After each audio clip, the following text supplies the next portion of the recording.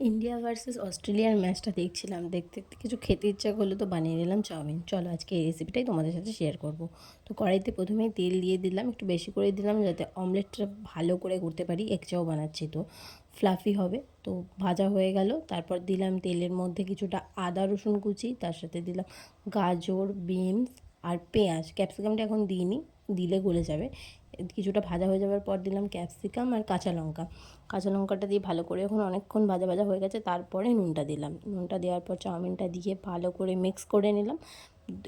একটা দিয়ে হচ্ছিলো না, তাই জন্য আমি কাঁটা চামচ ইউজ করেছি। এরপর একে একে soya sauce, tomato sauce, chilli soya sauce, vinegar দিয়ে ভালো করে নাড়িয়ে নিলাম। নাড়ানো হয়ে গেলে গোলমরিচের গুঁড়ো, আমার একটা সিক্রেট চাউমিন মশলা ছিল সেটা দিলাম, আর তার সাথে দিলাম আজিনামাটোর, আর ডিমগুলো দিয়ে হয়ে গেল আমাদের রেডি এগ চাউ। দারুণ হয়েছিল খেতে, জাস্ট এনজয় করলাম ম্যাচটা দেখতে দেখতে।